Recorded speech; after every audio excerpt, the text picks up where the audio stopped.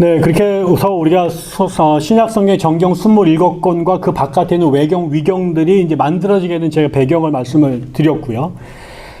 그 다음에 이제 이 27권을 넘어서는 굉장히 많은 문서들이 정확하게 몇 권인지 정확하게 모릅니다. 그러나 하여튼 수십 권의 책들 중에서 이 27권을 뽑게 되는 이제 결정적인 그 동기들이 생겨지게 되는데, 그 지난 시간도 말씀을 드렸던 제일 중요한 충격이 마르시온이라는 사람의 출현입니다. 이 사람이 갑자기 한 150년경에 나타나서 바울 서신과 그 다음에 누가복음의 일부를 정경이다, 새로운 성경이다라고 주장을 하기 시작한 겁니다. 갑자기 뜬금없이. 그 전에는 누구도 우리가 지금 갖고 있는 마태복음이나 아니면 바울 서신을 구약 성경에 준하는 권위가 있는 책으로 받아들이지 않았습니다. 실용적인 목적에서 참고 자료를 썼지 이게 성경이라고 하는 새로운 바이블이 세워질 거라고 생각을 안 했던 거죠. 근데 이 마르시온이 바울 서신의 11권하고 그 다음에 누가복음의 일부를 들고 나와서 이게 새로운 성경이다 라고 주장을 하게 되니까 그 교회의 다른 분들이 이제 깜짝 놀라기 시작을 하게 된 거죠. 근데 이제 마르시온이 기본적으로 영지주의라고 하는 특정한 일종의 신학 혹은 일종의 이데올로기에 심취해 있어서 그런 관점으로 기독교를 해석하는데 이게 영 받아들일 수가 없는 얘기였거든요. 그러니까 결국은 마르시온의 주장을 반박하기 위해서는 그 마르시온이 성경이라고 말하는 그 문제를 해결해야 됐던 거죠. 이러면서 이제 그 성경을 그 새롭게 정리해야겠다. 마르시온이 말한 그 11권 플러스 누가복음이 정말 정경인지 그거 외에 다른 것들이 또 있을 수 있는지 이런 논의를 이제 시작하게 됐는데, 그때 나온 사람이 그 프랑스 리옹의 감독을 지낸 이레니우스라는 그런 사람입니다. 이 사람이 이제 마르시온에 대한 일평생 반박을 한 대표적인 신학자인데요. 마르시온을 반박을 하면서 제일 먼저 마르시온이 정경이라고 제시했던 것들에 대하여 문제 제기를 하면서 새로운 그 정경 목록을 이제 제시를 하게 된 거죠. 그때 이제 이 사람이 제일 중요시 여겼던 거는 지난번에도 말씀을 드렸는데 결국 예수님의 제자들이 쓴 책이 훨씬 더 권위가 있는 것 아니겠느냐라는 얘기를 하게 된 거죠. 바울도 훌륭한 사람이지만 바울과 베드로를 동급으로 두기는 어려운 것이고, 그래서 이 사람이 이제 그 여러 문헌들 중에 가장 권위를 두는 것은 예수님의 직제자들이 쓴 것, 그러니까 베드로가 쓴 것이라든가 그 다음에 우리가 마테가 쓴 거라든가 이런 책들이 되게 중요하다라고 얘기를 이제 일종의 가이드라인을 제시를 했죠. 근데 그거를 나중에 2세기가 더 지나서 가이사랴의 감독이었던 유세비우스라는 사람이 나타납니다. 이 유세비우스가 콘스탄티누스 시대에 살던 사람인데, 이 사람이 콘스탄티누스를 되게 좋아했어요. 왜냐면 당연히 오랜 박해를 종식시켰기 때문에 콘스탄티누스를 좋아했고, 또 최초의 교회사를 쓴 사람입니다. 그래서 지금 이제 교회사 연구하는 사람들은 그 첫 번째 교회사가 뭐냐, 그 유세비우스의 교회사다. 그래서 지금도 우리나라 말로 번역이 되어 있는데요. 거기에서 정경으로 성경을 뽑기 위해서는 몇 가지의 그 기준이 필요하다라고 그 기준을 제시를 했어요. 그래서 이제 그동안에 이제 우리가 지금 신약이라고 말할 수 있는 책들이 막 서로 섞여가지고 이 사람이 제기한 거, 저 사람이 제기한 게 목록이 많이 달랐습니다. 그럴 때 이 사람이 이제 자기 나름대로 그 당시에 교회 안에서 유통되던 책들을 세 부류로 나눕니다. 하나는 누가 뭐래도 정통성이 명확한 책. 이거는 정말 예수님의 직제자들이 썼고 예수의 생각을 그대로 옮겨놓은 책이다. 그래서 예수에 대해서 가장 정확한 책이다라고 모든 사람들이 합의했던 책들이 있었습니다. 예를 들면 이런 책들이 있죠.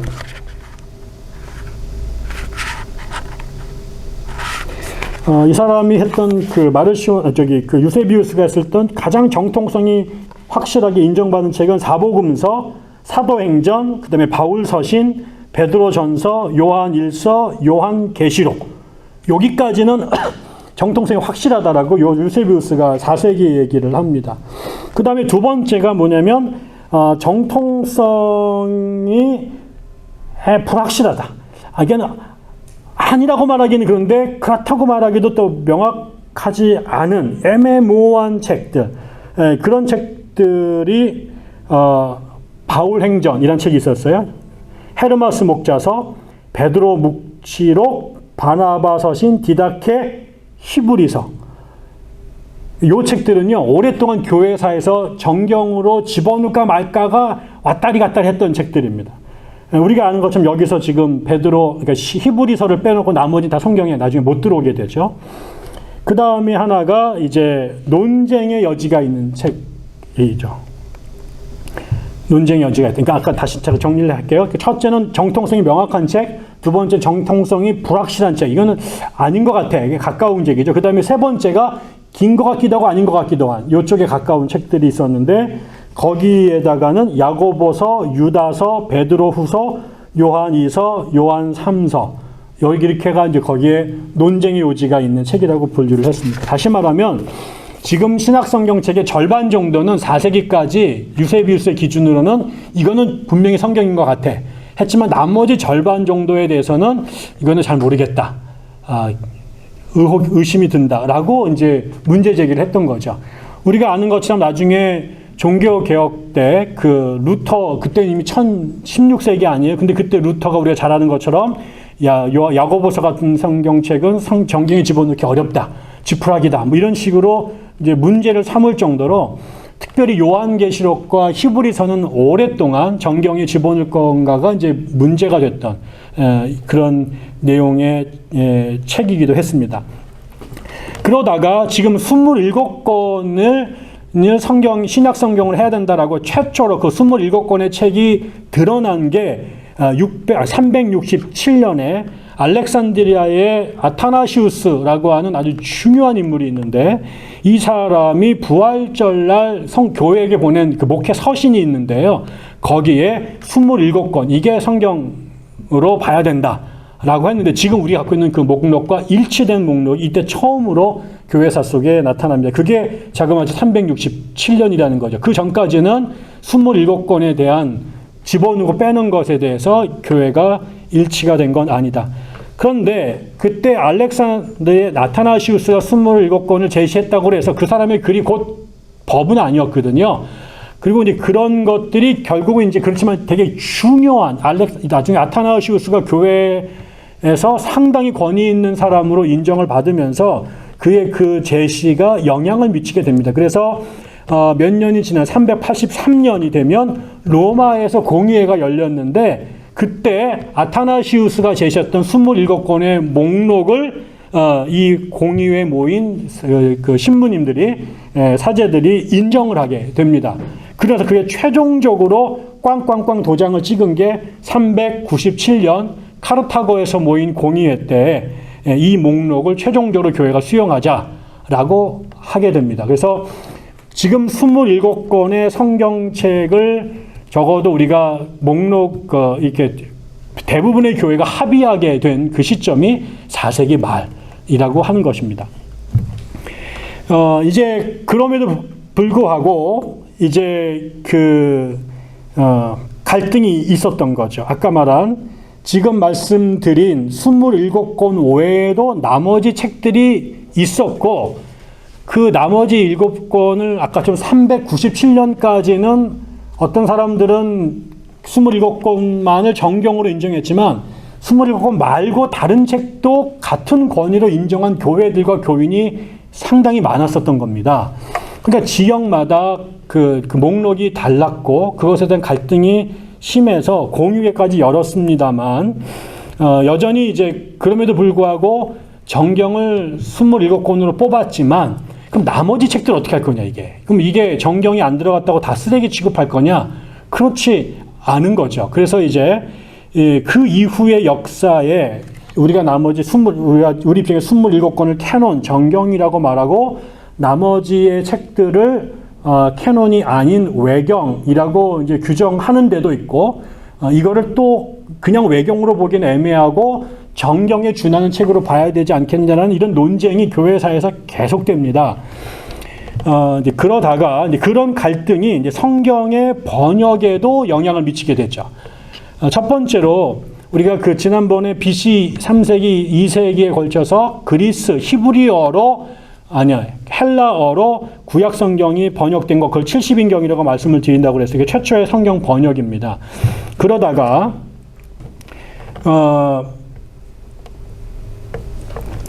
382년이 되면, 이제, 이게 4세기 말이죠. 아직까지 그 카르타고 공예가 안 열린 때입니다. 그때 로마 교황 다마소 1세라는 사람이 굉장히 중요한 사람인데, 다마소 1세가 히에로니무스, 영어로는 제롬이라고 부르는 사람인데요. 이 히에로니무스가 당대 교회에서 최고의 언어학자이면서 성경학자였습니다. 신약 히브리어하고 헬라어를 다 능통하게 했던 사람인데, 이 사람한테 라틴어로 성경을 좀 번역해야 되지 않겠냐라고 요청을 하게 됩니다. 아까 저는 말씀을 드렸습니다만, 전에 또 여기가 이제 그 언어가 세 언어권이 있다고 그랬어요. 시리아어권이 있고, 그리스어권이 있고, 이쪽에 이제 라틴어권이 있다고 말씀을 드렸는데, 처음에 이 라틴어는 로마 사람들이 쓰던 언어인데요. 그 로마가 그리스를 뒤를 이어서 지중해 패권을 장악을 했지만, 그리스의 문화는 그대로 받아들입니다. 로마가. 그래서 철학이라든가 문학이라든가 종교 같은 것들을 그대로 받아들여서 자기네 걸로 받아들여서, 예를 들면 그래서 이제 창씨개명을 시킵니다. 일종의. 그래서 그리스의 신들을 로마가 그대로 받아들여서 그리스의 제우스를 주피터라고 바꾼다든가 뭐 이런 식으로 이름을 바꿔버립니다. 그리고 다 받아들인 거죠. 그러면 이제 아까 사상도 그대로 받아들이고, 그러다 보니까 그 언어도 그대로 썼어요. 그래서 예수님 당시에도 코이네라고 하는 그 헬라어가 상업이나 일상의 언어로는 다 쓰여진 겁니다. 문학도. 근데 이제 로마 사람들이 쓰던 언어가, 그게 이제 라틴어란 말이에요. 근데 이 사람들이 이제 그 언어는 어디로 주로 가냐면은 이제 군대라든가, 그 다음에 건축이라든가 이런 데서는 그런 용어를 썼는데, 아직 학문을 하는 언어는 아니었어요. 왜냐면 로마 사람들이 상업과 전쟁은 했지만 철학을 하는 사람들은 아니었거든요. 그러니까 그 언어를, 외국의 언어를 그다 갖다 썼는데, 그러다 보니까 심지어 기독교가 들어온 이후에도 성경이 그리스말로 쓰여져 있으니까 로마 사람도 예수를 믿으려면 그리스어를 읽어야 됐던 거예요. 근데 불편하잖아요. 그러니까 세월이 지나가면서 자체적으로 라틴어로 번역을 했습니다. 그런데 이게 아직 로마에는 이 그리스나 그다음에 이 동지역에, 여기에 있는 터키 지역의 소아시아에 있는 그 헬라 철학을 마스터했던 사람들이 기독교로 개종한 이런 수준이 높은 학자들이 없었습니다. 그러니까 그 사람들이 성경을 번역했는데 이게 수준이 떨어지죠. 우리나라도 최초의 성경을 번역한 사람들이, 의주 상인들이 중국에 갔다가 이 존 맥킨타이어나 존 로스를 만나서 성경을 번역합니다.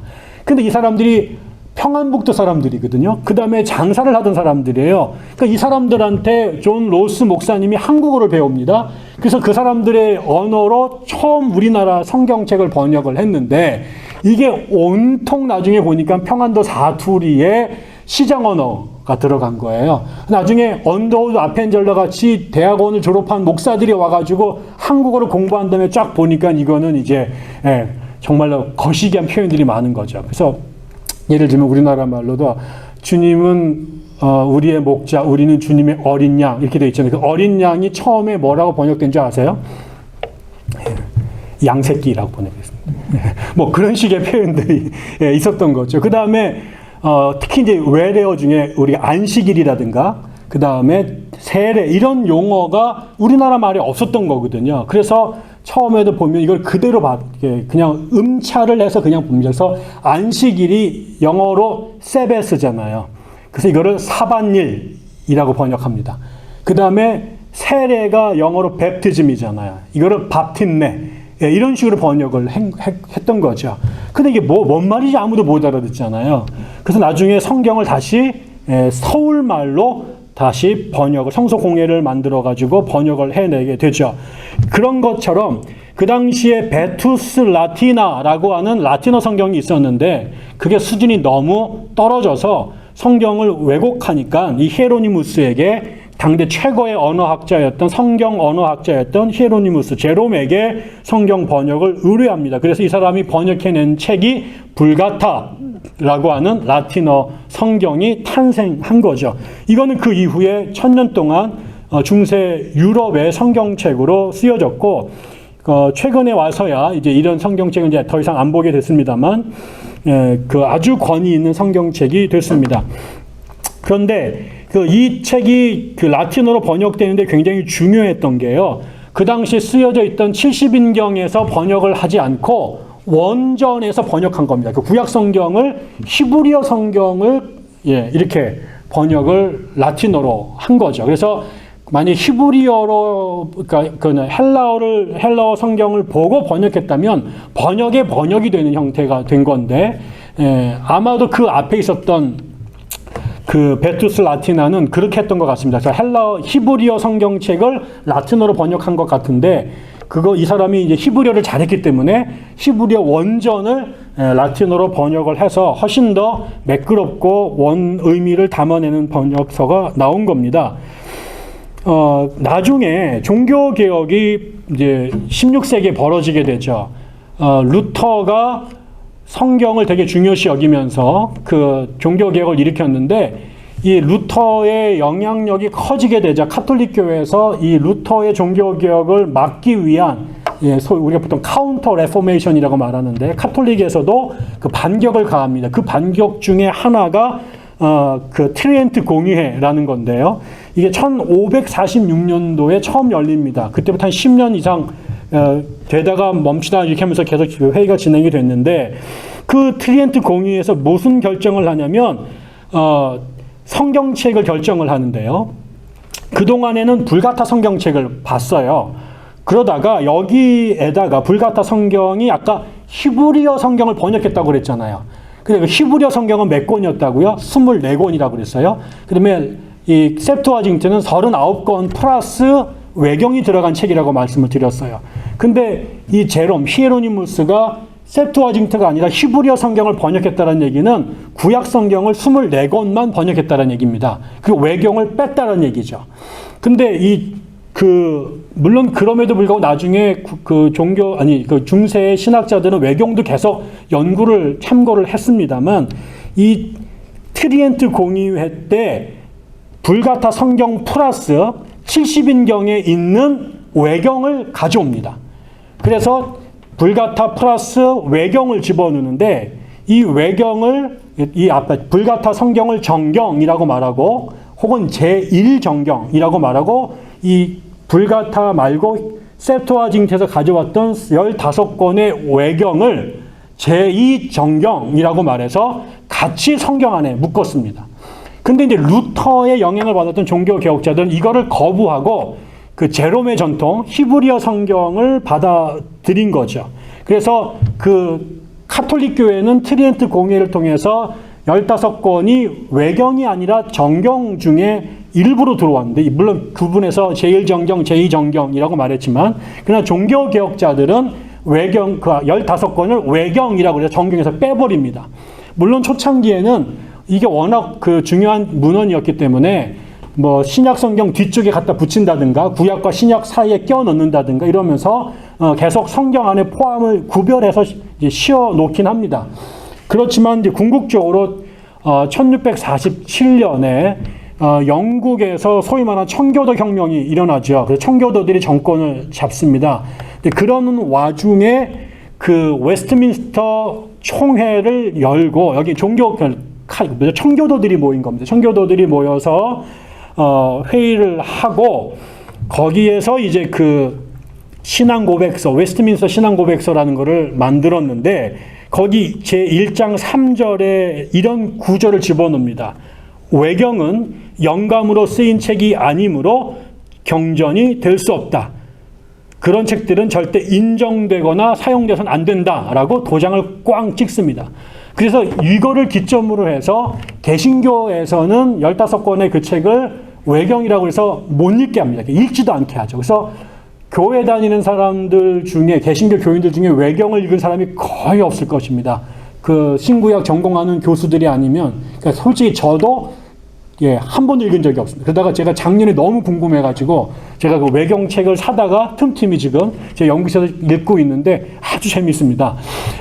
근데 이제 그러나 카톨릭의 성경책에서는 이거를 여전히 되게 중요한 성경으로 같이 들어왔다. 그래서 카톨릭과 개신교는 종교개혁을 기점으로 여러 가지가 구별되기 시작했는데 가장 결정적인 차이는 뭐냐? 성경책이 달라졌다라는 것입니다. 애들이 달라진 게 아니라 성경책이 달라졌어요. 그 다음에 이제 번역 얘기를 조금 해보면, 지난번에 말씀을 드렸던 그 최초의 번역은 셉토아징트, 히브리어 성경을 이제 그 헬라어로 번역한 것이고, 두 번째 중요한 번역이 조금 전에 말씀을 드린 4세기에 히에로니무스에 의해서 히브리어 성경을 라틴어로 번역한 것이 된 거죠. 그 다음에 그 또 하나 탈굼이라는 성경책이 있습니다. 이 탈굼은 아람어로 번역된 성경책입니다. 이거는 무슨 말일까요?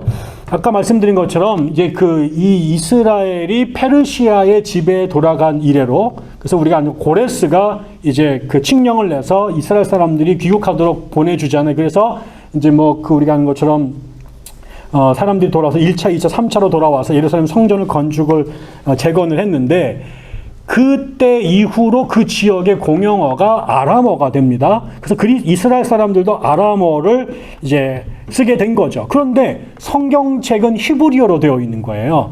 이 히브리어는 이제 아까 말씀드렸지만 번역을 하거나 건드릴 수가 없었어요. 1.1획도 건들면 안 되는 거거든요. 그러니까 이 이스라엘 사람들 안에 무슨 얘기가 벌어지게 됐습니까? 이게 예배를 드리는데 히브리어 성경을 아는 사람이 전문가 외에는 대부분은 모르는 거예요. 그러니까 이제 어떻게 해요? 옆에서 이제 한 명이 히브리어를 읽습니다. 그러니까 이게 똑같은 장면이 뭐예요? 에스라서입니다. 에스라가 사람들을 다 모아놓고, 사람들을 모아놓은 다음에 거기에 통역자들을 세우죠. 에스라가 히브리어로 성경을 읽으면 그 히브리어로 된 성경을 옆에 있는 사람이 통역을 했고, 그걸 유대인들이 들었습니다. 이래서 히브리어로 된 성경을 예배 시간에 아람어로 번역하거나 통역을 하기 시작합니다. 그거를 이제 사람들이 청중이 알아들은 거죠. 그래서 이렇게 되면서 세월이 지나니까 처음에는 구전으로 성경을 이제 그 히브리어를 아람어로 번역해 떠들다가 그게 이제 문서로 정착을 시작을 하게 됩니다. 그래서 여러 차례에 걸쳐서 이 번역서가 나타나게 됩니다. 그래서 탈굼이라고 하는 그 아람어로 번역된 성경이 존재하게 됐다라는 것이고요. 그 다음에 이제 3세기가 지나면 시리아어로 된 성경책이 나오게 됩니다. 시리아어의 반언이 이제 아람어라고 말씀을 드렸는데, 되게 유사하지만 조금 다르죠. 근데 이제 그 시리아로 된 성경 번역을 페시타라고 부릅니다. 이게 결국은 이제 메소포타미아 지역, 여기에 이제 안디옥부터 요 지역이 나중에 되게 중요한 기독교 초기의 요충지가 되는데요. 여기가 이제 특별히 아주 중요한 가장 오래된 교회들이 세워진 곳이고, 그게 이제 메소포타미아 지역까지 퍼지게 되는데, 여기에 이제 사람들이 이 페시타를 성경으로 썼습니다. 이 성경은 히브리어 성경하고 70인경이 이제 짬뽕이 돼서 번역이 된 것으로 보여집니다. 그 다음에 여기에 바로 올라가면 여기에 이제 아르메니아가 있습니다. 아르메니아가 있고, 여기에 이제 우리가 말하는 조지아, 그루지아가 있고, 이렇게 되어 있는데, 이쪽 지역에도 아주 일찍이 교회가 들어갔고요. 아르메니아어를 이제 성 메스롭이라고 하는 사람이 아르메니아 알파벳을 만들어냅니다. 우리 세종대왕 같은 일이죠. 그리고 난 다음에 그 언어를 갖고 페시타를 대본으로 해서 아르메니아 성경을 번역해 냅니다. 그게 이제 5세기 초반 414년입니다. 그래서 지금 이제 그리스어 성경, 벌써 라틴어 성경, 그 다음에 아람어 성경, 시리아 성경, 아르메니아 성경까지 이제 나오게 된 거죠. 그 다음에 이제 그 비슷한 시간에 여기 이집트, 여기에 내려오면 여기가 이제 이집트잖아요. 알렉산드리아를 중심으로 한. 여기는 그리스 말을 원래 쓰던 동네인데, 여기에 원래 이집트 사람들의 토착어가 있습니다. 그걸 콥트라고 말합니다. 이 사람들이 그래서 콥트어로 성경을 번역해 내게 되죠. 그래서 이게 여기가 이집트고, 그 밑에가 어디죠?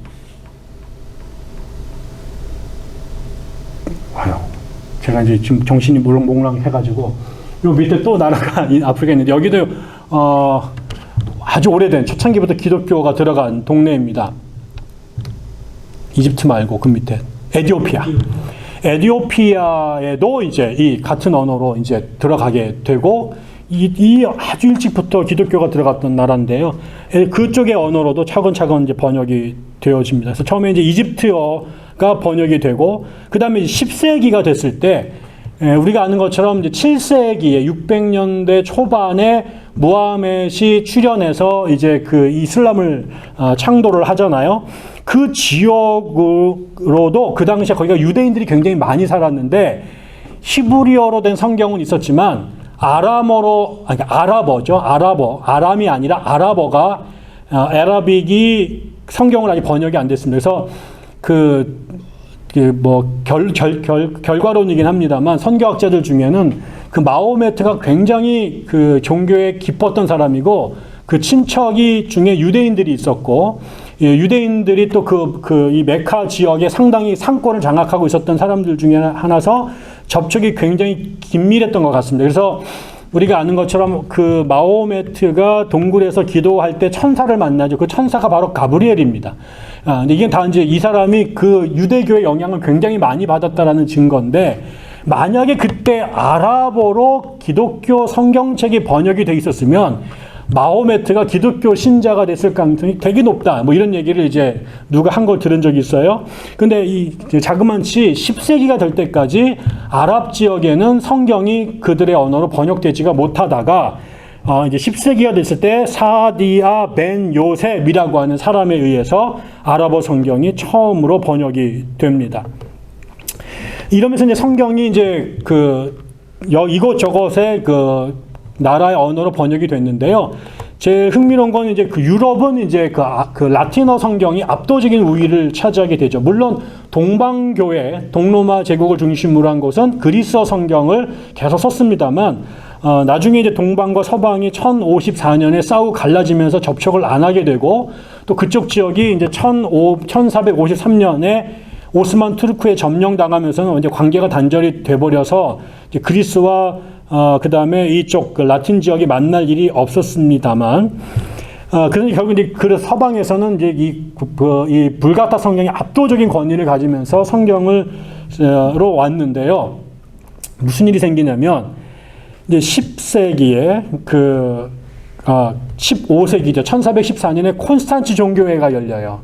근데 그때 이게 되게 중요한 종교 개혁이고, 그 당시에 이제 교회가 이제 여러 가지 교황들이 난립을 하면서 아주 어려웠던 시절에 교회 개혁을 위한 중요한 자리였고, 또 종교 개혁에서는 얀 후스가 여기 갔다가 잡혀 죽기도 한 이런 회인데, 그때 장 제르송이라고 하는 아주 유명한 개혁자가 있었습니다. 이 사람이 무슨 제안을 하냐면은 성경을 자국어로 번역시키지 말자라는 그 법안을 냅니다.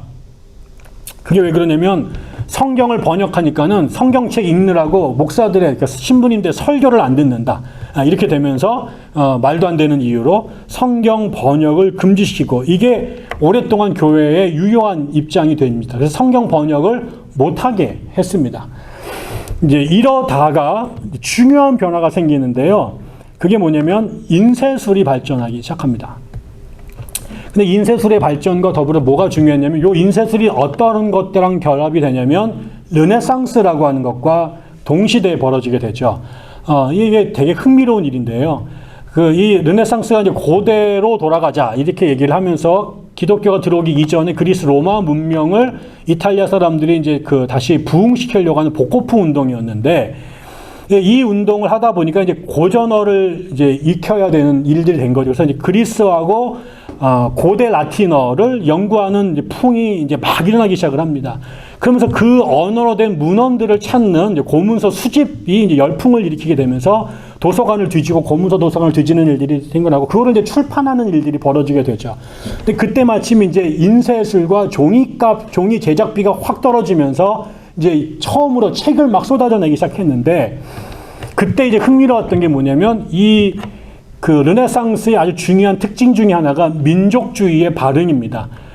이 르네상스의 기원을 이룬 사람으로 보통 우리가 알리게르 단테를 꼽는데, 단테가 신곡, 디바인 코미디를 뭐로 쓰냐면 토스카나 지방의 이탈리아 방언으로 씁니다. 그 전 전부 다 라틴어로 문학을 했는데, 이 사람이 이탈리아로 이 엄청난 책을 쓴 거예요. 바로 얼마 지나고 나서는 이제 스페인에서 세르반테스가 돈키호테를 스페인어로 쓰기 시작하게 되고, 그다음에 17세기, 16세기가 되면은 영국에서 엘리자베스 여왕 때 셰익스피어가 나와서 영어로 문학을 하기 시작하게 되죠. 이러면서 자국어로 문학을 하는 게 유행하게 되면서 이게 결국 자국어 성경 번역에 영향을 미치게 됩니다. 그래서 이제 우후죽순으로 영어로 성경을 번역하자, 독일어로 성경을 번역하자라는 운동이 일어나기 시작을 했는데, 이게 또 이 인쇄업을 하는 사람들에게는 굉장히 중요한 비즈니스 아이템이 됩니다. 왜냐면 라틴어로 번역하면 라틴어를 아는 사람만 읽을 거 아니에요. 근데 자국어로 성경을 번역하게 되면 독자층이 엄청나게 늘어나는 겁니다. 근데 이런 이해관계가 맞아지면서 자국어 성경 번역이 이루어지면서 15세기부터 영국에서 존 위클리프가 영어 성경을 번역하는 시도를 시작하게 됐는데, 그게 그 다음에는 체코어 성경으로, 그 다음에 독일어 성경 번역으로 막 도미노처럼 이어지면서 번역 성경이 유럽에 엄청나게 많아지게 되고, 그 성경을 이 자국어로 읽어지면서 뭐겠어요? 성경을 읽는 사람들이 생겨나기 시작한 거죠. 성경을 읽다 보니까 교회에서 벌어지는 수많은 일들이나 가르침들이 성경과 상관이 없다라는 것들을 알게 된 겁니다. 그것을 깨달았던 사람 중에 한 명이 루터였고, 루터가 카톨릭교회 잘못된 것을 성경의 근거에서 비판을 하기 시작을 하게 된 거죠. 그래서 교회 권위가 교회가 아니라 교황이 아니라 성경이다, 솔라 스크립트다, 이렇게 말하게 되면서 거기에 동의했던 사람들이 결국 종교개혁에 가담하게 되는 일들이 벌어지게 된 거죠. 그러면서 성경책이 대중화될 수 있게 된 겁니다. 그 다음에 나중에는 이제 성경 번역을 전문적으로 하는 사람들이 생겨나기 시작하게 되고, 우리가 알는 것처럼 위클리프 성경 번역회 같은 사람들은 성경 번역을 선교 사역에 중요한 것으로 두게 되고, 특별히 개신교회가 성경을 루터 이후에 아주 중요하게 생각하고 예배의 중심을 설교로 하게 되고, 설교는 성경을 강의하는 것이 되면서 점점 기독교가 성경을 중심으로 한 종교로 발전하게 됩니다. 그래서 예루살렘의 종교가 성전 종교에서 랍비들을 중심으로 한, 회당을 중심으로 한 성경 종교로 간 것처럼 종교개혁을 기점으로 해서 카톨릭 사제들이 미사를 드리던, 그래서 성찬식을 중심으로 한 예배가 성경을 풀어내는 것으로의 설교가 중심이 된 예배로 바뀌게 되죠. 그래서 예배당 구조 자체도 성찬 때가 아니라 설교단이 예배의 중심이 되게 되고, 목사, 사제의 기능도 성례를 집례하는 게 아니라 말씀을 전하고 가리키는 것이 중요하게 되면서 개신교회가 성경을 중요시하게 되고 성경 번역이나 연구에 집중하게 되면서 카톨릭하고는 점점 다른 차원의 종교로 변화되게 된 것입니다. 우리나라도 성경 얘기를 하자면 참 할 말이 참 많습니다. 모든 얘기를 다 할 수는 없지만 적어도 한국은 특별히 성경과 관련해서는요, 제일 먼저 우리나라에 들어왔던 기독교가 들어온 것은 개신교가 아니라 로마 가톨릭이었죠. 로마 가톨릭 교회에서 우리나라에 이제 그 서학을 공부하고 싶었던 남인의 학자들이 그 당시에 한역서라고 하는 그 유럽에서 들어온 과학 철학 서적들을 중국말로 번역한 책들이 청나라 그 북경에 많이 들어와 있었고, 특별히 거기에 예수의 선교사들이 오랫동안 선교를 했는데 그들이 대단한 과학자들이 많았습니다. 그 사람들이 서양의 학술 서적들을 한문으로 번역해서 출판을 많이 했고, 그날 우리나라에서 이제 그 열하일기처럼 이제 북경을 많이 다니면서 학자들이 그 책들을 갖고 들어왔는데, 그때 그 정약용이나 권철신이나 이승훈 같은 경기도 남양주에 살았던 그 젊은 청년들이 그런 글들을 읽다가 나중에는 서양의 과학서적, 그 다음에 철학서적, 그러다가 천주 CD 같은, 그 다음에 그 카톨릭 교리서를 읽다가 이제 천주교인들이 됩니다. 그 사람들이 이제 최초의 기독교인들이 됐는데, 그들이 이제 그러면서 중국어로 번역된 성경을 읽게 되죠. 그래서 우리나라 사람들이 처음 읽었던 성경은 한문으로 된 중국 성경이었고요. 그러다가 이제 그게 한문은 몇 사람이 못 읽잖아요. 그래서 나중에 그 카톨릭교 안에도 평민들이 들어오게 되면서 그들을 위한 성경 번역이 필요했는데, 그때 최창현이라고 하는 분이 이미 중국에서 번역되어 있었던 성경책, 한문으로 된 성경책이 두 권이 있었어요. 하나는 성경 직해라는 성경이 하나 있었고, 하나는 성경 광익이라는 다 예수의 선교사들이 번역한 중국말 성경책인데, 이 두 가지를 짬뽕을 해서 사복음서 중에 한 30%를 한글로 번역해서 성경 직해, 성경 광익 이 두 책의 이름을 섞어서 성경 직해 광익이란 이름으로 한글로 번역된 최초의 성경이 나오게 됐습니다. 그 다음에 이제 100년이 지나서 개신교 선교사들이 이제 중국에도 들어오죠. 특별히 스코틀랜드 선교사들이 중국에 왔다가 중국과 한국의 조선의 그 접경지대에서 조선 사람들을 만나고 중국의 선교를 왔다가 조선의 선교로 관심을 바꾸게 되면서 성경을 번역해야겠다라는 생각을 하게 되고 조선에서 온 그 인삼을 팔러 왔던 의주 출신 상인들을 만나서 조선말을 배우죠. 그리고 그 사람들을 이 최초의 우리나라 기독교 신자들로 세례를 주고 그들과 더불어서 한글로 성경을 번역하고요. 그 번역한 성경이 1882년에 우리나라 최초의 이제 누가복음이 번역이 되고 출판이 됩니다. 그거를 이제 이 성경을 번역했던 사람들을 성경 판매원, 성경 매서인이라고 부르는데 이 사람들에게 등짐으로 성경을 줘서 그들이 국경을 넘어서서 우리나라의 전국을 다니면서 성경을 팔죠. 이게 우리나라 최초의 기독교 전도자들이 되고요. 그 성경을 줬는데 나중에 뭘 깨닫느냐? 한글도 모르는 사람이 천지라는 걸 알게 돼요. 그래서 그 성경을 주면 뭐래요? 까만 건 글씨고 하얀 건 종이니. 그래서 이 성경 매서인들이 그 동네마다 사람들을 모아놓고 한글을 가르치기 시작을 합니다. 배재와 이화학당에서 처음 성경을 한글을 가르친 게 아니라 우리나라 성경을 팔던 사람들이 성경을 읽게 하기 위해서 한글을 가르쳤다라는 기록들이 되어 있고요. 나중에 일본에 우리가 이제 이모군란이라는 게 1882년에 벌어지죠. 우리나라가 이제 개방이 되기 시작하면서 전통 군인들이 설 자리가 없어져서 원한이 많았는데 월급도 제대로 안 주고 나중에 월급 받았는데 쌀로 줬는데 온통 흙이 섞인 그런 쌀을 받으면서 뚜껑이 열린 군인들이 반란을 일으킵니다.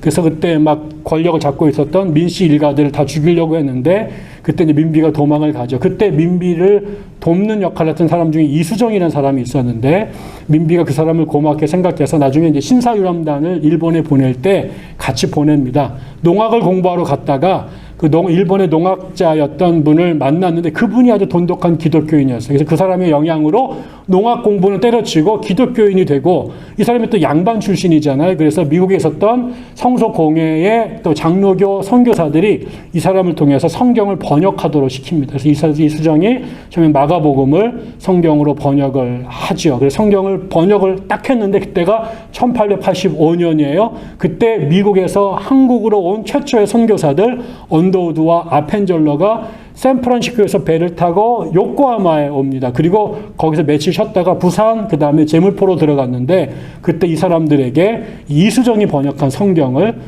지어주게 되죠. 그들이 그 성경을 갖고 들어와요. 또 왔더니 또 국내에 또 로스가 번역한 성경이 돌아다니잖아요. 둘 다 봤는데 다 문제가 많아요. 하나는 이수정은 번역을 하다 말았고 그 다음에 로스가 번역한 거는 이게 평안도 의주 상인들이 가리킨 성경이다 보니까 서울 사람들이 못 알아듣는 말들이 무지 많고 또 그들이 신학이나 기독교에 대한 이해가 부족해서 제대로 번역어를 못 찾은 단어가 많은 거죠. 그래서 지금도 보면은 안식일이라는 단어를 몰라가지고요. 그때는 안식이라는 말이 없어서 세베스라고 하는 말을 그대로 따라서 그냥 사반일이라고 번역을 한다든가. 그 다음에 침례, 세례라는 말을 못 찾아서 영어 베프티즘을 그냥 갖다 음차해서 바팀네라고 번역을 한다든가. 이게 뭔 말인지 어떻게 알겠어요?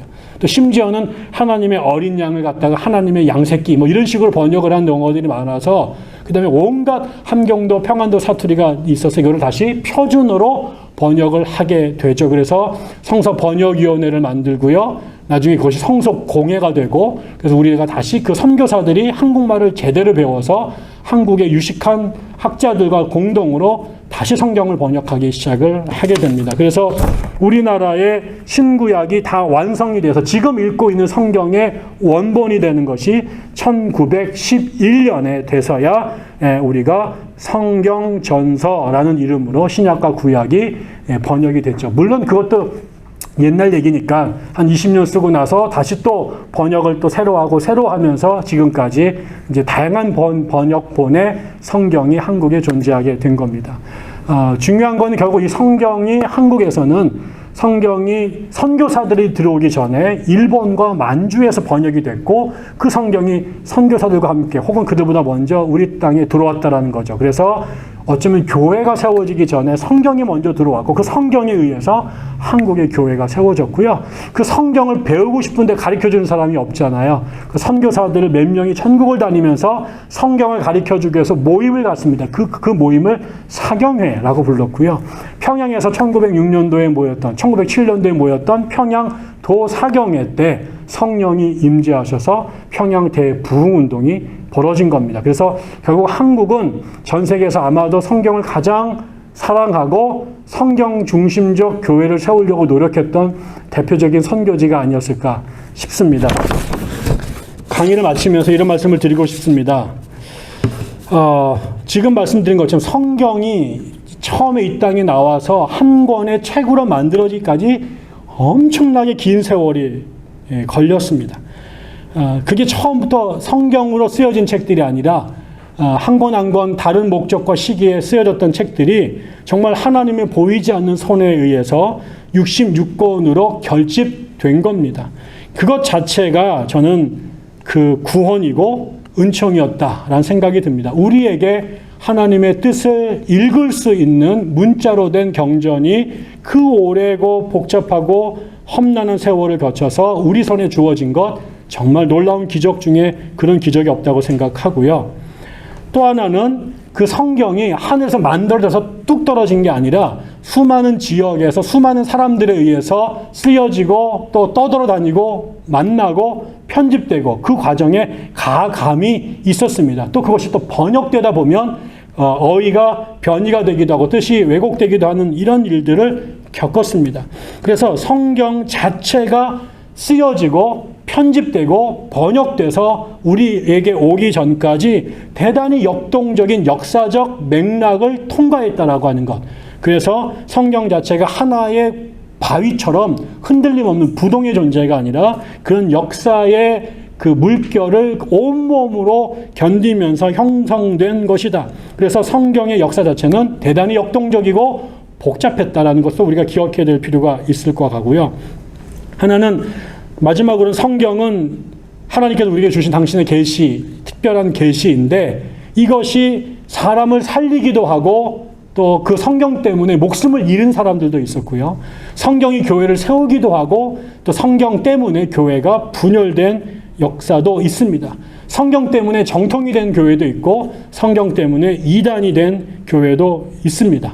그래서 지금도 성경을 어떻게 해석할 것인가, 성경이 무엇을 강조할 것인가 갖고 우리 안에 갈등과 또 그 분열이 존재하고 있는 거죠. 그런 의미에서 저는 성경은 하나님이 인류에게 주신 위대한 선물이었자 또 하나의 아주 엄청난 시련의 원인이기도 했다라고 생각이 들어요. 그래서 저는 한마디로 성경은 인류에게 주신 하나님의 위험한 축복이 아니었을까라는 생각을 한번 해봤습니다.